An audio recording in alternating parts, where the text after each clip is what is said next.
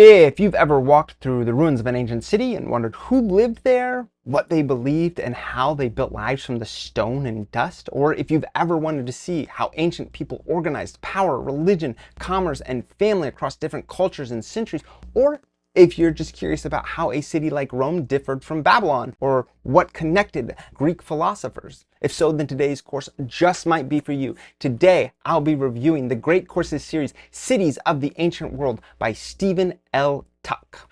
Welcome to Spencer Reads Everything. I'm your host, Spencer Duncan, and today we're stepping into the bustling streets, the sacred temples, and the crumbling forums of the ancient world's greatest cities. From Uruk to Rome, from Mohenjo-daro to Çatalhöyük. We are going to travel across the continents and centuries to show how cities shaped and were shaped by the people who lived in them. This review is part of an ongoing series I'm doing on the Great Courses, which I use as study sources for my second channel, History Unraveled with Dr. Duncan. That channel focuses on long-form history videos and short, snappy explainers designed for students and teachers or anyone who wants a deeper understanding of world history. These lecture series often feel like well-organized nonfiction books, so I review them here just like I would any thoughtful history text. If any of that sounds interesting to you, please check out my other channel, History Unraveled with Dr. Duncan, or you can also check out my playlist for the Great Courses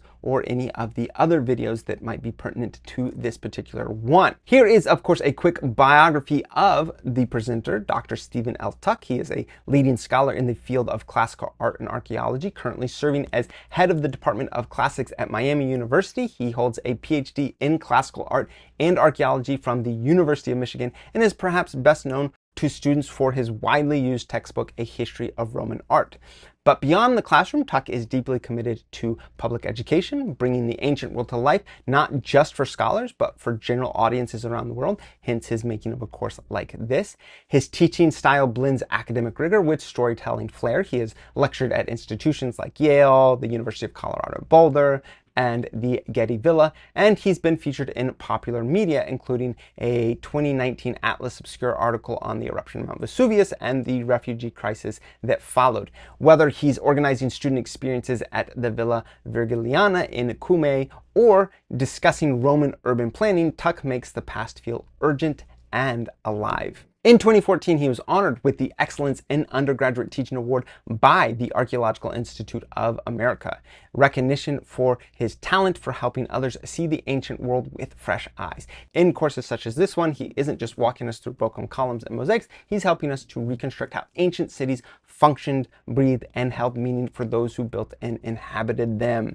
That is, of course, the presenter. Now let's give an overview of the actual series. This series, again, Cities of the Ancient World, is an immersive 24-lecture journey that invites viewers to step inside some of history's most iconic and often overlooked urban centers. And the course moves beyond the dusting ruins and explores how ancient cities functioned as centers of power, as well as centers of innovation, religion, commerce, and the daily life across a wide array of civilizations from Mesopotamia to the Mediterranean. Rather than telling a single linear story, this series is comparative and thematic. Each lecture centers on a different city, some famous, others more obscure. Throughout, he emphasizes how ancient cities were living systems full of beauty, inequality, innovation, and contradiction. Ultimately, this course invites viewers to think of cities not as static moments to a vanished past, but as dynamic spaces that tell the ongoing human story of how we organize ourselves, how we express our values, and confront the challenges of living together. Here is my lecture by lecture review, although I should say that that mostly means just saying the name of the lecture and then giving you maybe a sentence or two about what each of those lectures is about. There are too many lectures for me to really go into great detail. When it's fewer lectures, I tend to actually give a little more detail about each lecture, but just to give you an idea of what's going on and so that you know what to expect. So lecture one, the lore of the city. This one introduces the central theme of the course about how ancient cities offered power, culture, protection, and community, but also they created inequality and instability. Lecture 2, Çatalhöyük, First Experiment in Urban Living. This examines this Neolithic site in modern-day Turkey as one of humanity's earliest attempts at communal urban life without streets or centralized governance. Lecture 3, Jericho and its Walls. This one explores the archaeology and mythology of Jericho, one of the oldest continuously inhabited cities, and the meaning of its iconic walls. Lecture 4, Uruk, city of Gilgamesh. This one highlights the Mesopotamian city of Uruk as the birthplace of writing, kingship, and monumental architecture, and how it is the home of the legendary Gilgamesh, hence the name of the lecture. Lecture 5, Mysterious Mohenjo-Daro. This one unpacks the advanced urban planning and mysterious decline of this Indus Valley city, famous for its grid system and sewer infrastructure. Lecture 6, Kahun, company town in the desert. This one presents Kahun as an Egyptian workers' village built for pyramid laborers, and it reveals insights into social control and labor and daily life. Lecture 7, Work and Life at Deir al-Medina. It focuses on the lives of elite artisans who built royal tombs in the Valley of the Kings and left behind an unusually personal written record. Lecture 8, Amarna, Revolutionary Capital, explores Akhenaten's radical new capital city built for his monotheistic religious revolution and later abandoned after his reign. Lecture 9, Knossos, Palace, City, or Temple. This one investigates the complexity of Minoan Knossos, where blurred lines between palace, temple, and city challenge our modern interpretations. Lecture 10, Akrotiri, Bronze Age Pompeii, details the stunning preservation of this Aegean city buried by volcanic ash, offering a frozen moment of life beyond the eruption. Lecture 11, Mycenae, Tiryns, and the Mask of Agamemnon, looks at these fortified cities of Mycenaean Greece and how their imposing architecture supported elite rule and myth-making. Lecture 12, Athens, Civic Buildings and Civic Identity. This one analyzes how the layout and monuments of Athens embodied and reinforced democratic ideals and civic participation. Lecture 13, Athenian Domestic Architecture. This one shifts focus to the private sphere, showing how Athenian homes reflected familiar structure as well as gender roles and class divisions. Lecture 14, Hippodamian Planning. Miletus and Ephesus examines the grid planned cities attributed to Hippodamus, and it emphasizes how city design became a statement of philosophical and social order. Lecture 15, Olympus, a classic Greek city preserved. This one presents Olympus as a rare Greek city preserved by destruction, giving archaeologists a full urban cross-section of classical life as opposed to a gradual decline. Lecture 16, Wonder and Diversity of Alexandria. This one explores Alexandria's hybrid identity as a Hellenistic megacity, blending Greek, Egyptian, and other cultures under the Ptolemies. Lecture 17, Pergamon, the New Theatricality. This one looks at Pergamon's dramatic acropolis and architecture as expressions of power and prestige and imperial spectacle in the Hellenistic world. Lecture 18, The Good Life in Rome. This one paints a picture of elite Roman life, its lavish homes, leisure dining, and ideals of urban sophistication. Lecture 19, The Lives of the Poor in Rome, balances the previous lecture with a view of crowded insulae, public baths, and the struggles of Rome's vast lower classes. Lecture 20, Ostia, Middle-Class Harbor Town, examines Ostia as a well-preserved example of Roman middle-class life, trade, religion, and social mobility. Lecture 21, Timgad, more Roman than Rome. This one highlights Timgad in North Africa as a textbook Roman city built from scratch, embodying imperial urban ideals on the frontier. I will say that I have personally been to Morocco and been to a similar site, and that is going to be something that will absolutely astound you when you just see how Roman some of these ruins are that seem so removed from Rome itself. Lecture 22, Koranis, on the fringes of the empire. This one shows how this small town in Roman Egypt reveals the lived experience of ordinary people under imperial rule. Lecture 23, Constantinople, the last ancient city. This one presents Constantinople as the bridge between ancient and medieval urbanism, merging Roman, Christian, and Eastern influences. Lecture 24, Lessons and Legacies of Ancient Urban Life. This wraps up the course with reflections on what ancient cities can teach us about human adaptability, planning, and the enduring challenges of urban life.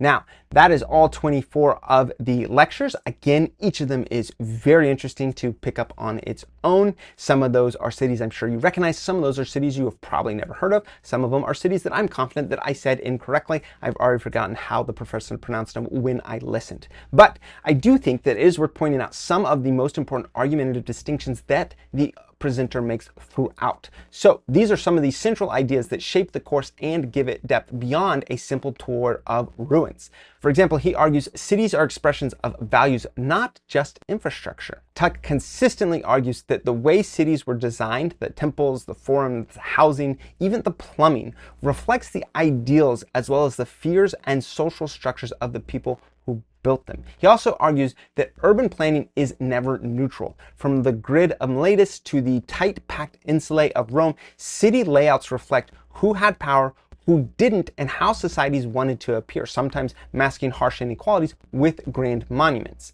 He also argues that ancient cities were multicultural and often cosmopolitan, whether it's Alexandria blending Greek and Egyptian elements, or Knossos revealing a fusion of Roman and local traditions. The presenter emphasizes that ancient urban centers were often far more diverse than we assume. He also argues that preservation bias shapes our understanding. So some cities like Athens and Akrotiri are known to us because disaster preserved them, not because they were the most important in their time. The presenter urges viewers to remain aware of what's missing from the record. He also argues that cities are ecosystems, not static ruins. Rather than focusing on individual buildings or sites, the course continually returns to how people moved through, as well as lived in, and modified their environments to survive and to thrive together. Those are some of the key arguments that you will find in this. There's also a lot of fun facts that I really enjoyed. So here's just a few that at least entertain me. Hopefully they entertain you. Çatalhöyük had no streets. Residents entered their homes through the roofs, navigating across the city by rooftop pathways, basically the world's first skywalk system. Jericho's famous walls predate agriculture. They were built over 9,000 years ago, raising debates about whether defense or flood control was their primary purpose. This is still a baffling element of Jericho. Uruk was home to the earliest known written language, cuneiform. I've mentioned that in many videos, but I still think that is something worth remembering. It began as a system for tracking stuff like beer and grain and sheep and taxes. It was not originally used for stuff like literature or law, but it eventually became that. Mohenjo-daro had a remarkably advanced drainage system. Matter of fact, this is one of the few things that people tend to know about Mohenjo-daro and the Indus Valley, if they know anything about it. Nearly every home had access to fresh water and sewage disposal, something many medieval European cities lacked. So in many ways, it was quite technologically advanced. In one of the cities covered, Deir al-Medina, workers were paid in rations of bread and beer. Their detailed records include complaints about workload and illness and even labor strikes, some of the earliest known examples. Knossos inspired the myth of the labyrinth, which you may have already known, but I still think that's an interesting fact to bring up. The palace complex was so large and complex that later Greeks imagined it held a minotaur at its center.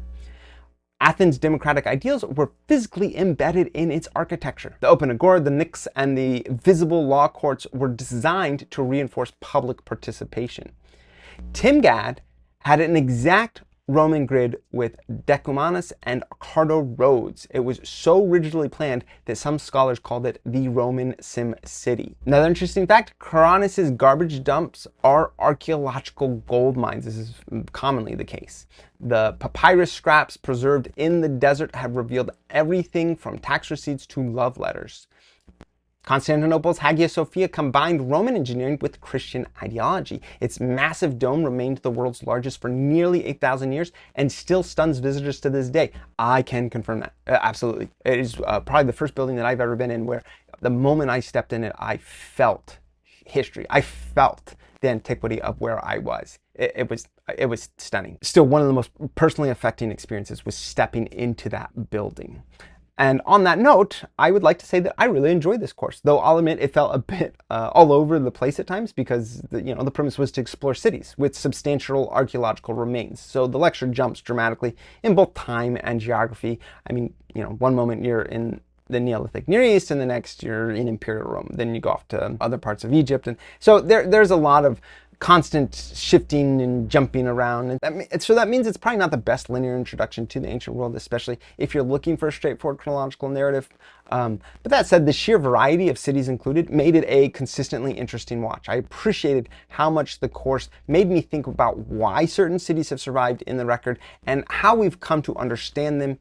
And it gave me a real sense of the physical presence of the ancient world. And frankly, it made me want to go visit more of these cities. This course certainly deepened my appreciation for what archaeologists uncover and preserve, and helped to make the idea of the ancient city feel excitingly tangible. And I appreciated all of that from this course. That being said, who is this course for? It's perfect for viewers who already have a bit of background in ancient history and want to deepen their appreciation for archaeology, architecture, and the physical remnants of urban life. It's great for people who enjoy comparative history and want to explore how different civilizations, from Greece and Rome to Egypt and Mesopotamia and the Indus Valley, solved the challenges of building complex societies. If you've ever walked through ancient ruins or dreamed of visiting them, this series will absolutely scratch that itch or make it worse. It's also an ideal supplement for students or educators or travelers who want to connect what they're reading to real-world historical sites. That being said, you don't actually walk through these cities. It is going to be the presenter using his very dynamic presentation to make them all the more appealing to you. Who is this not for? Well, this may not be the best course for beginners hoping for a straightforward chronological overview of ancient history. I don't think this is the best way to do it, but it does certainly put something incredibly important about history, and that is the urbanization of ancient civilizations front and center. Because it jumps across time periods and cultures based on what cities happen to be well preserved, it can feel scattered if you're trying to build a foundational understanding. And if you're more interested in political history or big battles or philosophical developments, this course doesn't really linger long in any one place or narrative. So the focus here is on material culture and urban experience. So if that's not your interest, you might find the structure just a little bit eclectic, in my opinion.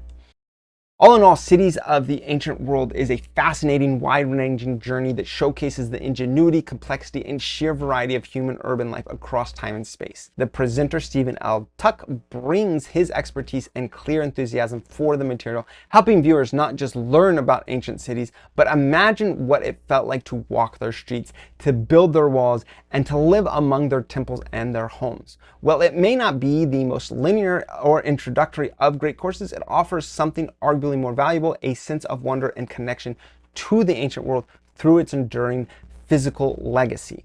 If you've watched or listened to this course, or if you have visited any of the cities discussed, I would love to hear your thoughts in the comments. Please let me know. If any of this sounds interesting to you and you would like more information about it, of course, I have a variety of other videos that you can watch, or you could also go check out my other channel, History Unraveled with Dr. Duncan. If you're enjoying this video or any of my videos, please feel free to share them. The more people that know about this channel, the more videos I can make. And don't forget to like, subscribe, turn on those notifications, and until next time, keep those pages turning.